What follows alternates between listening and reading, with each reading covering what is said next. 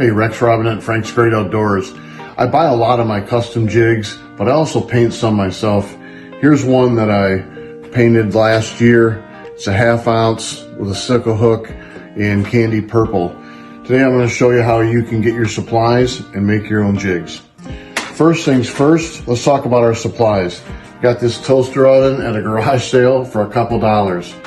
Took a broken fishing rod, put this together to hold my jigs to hang them to dry.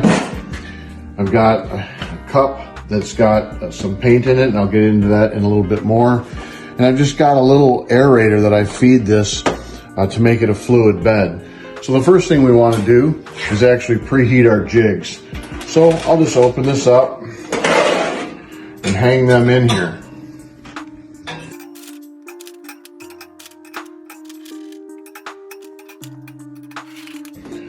Then what I'll do is I'll just preheat them so they're warm for about 325 for about 15 minutes. Okay, so while those jigs are preheating, let's get our paint ready. So in my paint box, I've got lots of different colors: blue, candy purple, flash yellow, glow white, you name it. Let's stick with TJ's Tackle in candy purple. Open up our paint cup, get that ready. We'll just fill this cup, a 1/3 to a 1/2 full of our powder paint. And this is a fritted bottom so the air can actually flow up through it. First, we're going to close this because if I don't, I know I'll spill it. So I'll put this in the base, and then what happens is I turn on my aeration, and to see how that actually just becomes almost like a liquid. They call it a fluid bed. And I can adjust the airflow down here with this little valve to give me more or less airflow and fluidity to the paint. These are almost done preheating, and certainly you can use a torch or a heat gun to do your preheating. Something else I like to keep around is an old jig that's kind of beat up. It helps me get any paint while it's still soft out of the eye of the jig.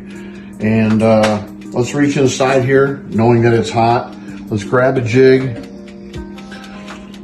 We'll go ahead and turn on our air, get our fluid bed moving, swish it through a little bit. See how it melts real quick and shiny? That's how you know you've got the right amount of paint at the right temperature on there. If it's dull and powdery, the jig was too cold. If the jig is smoking, that was too hot. So let's put this up here on the rack to cool and dry. Our jigs are hung and cooled. They turned out pretty good. Let's pull one up here.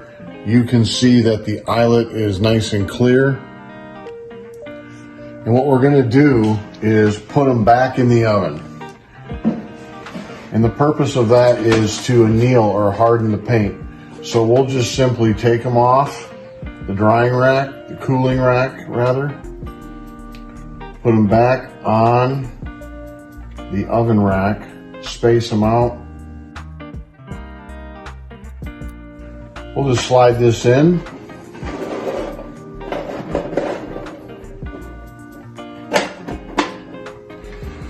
Set it to 350 for 30 minutes or so.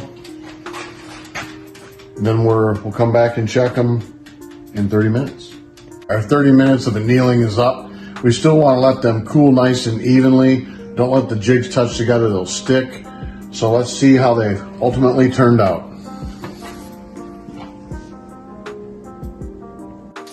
Okay, we did a solid color in candy purple, but the sky's the limit for how you want to make yours custom.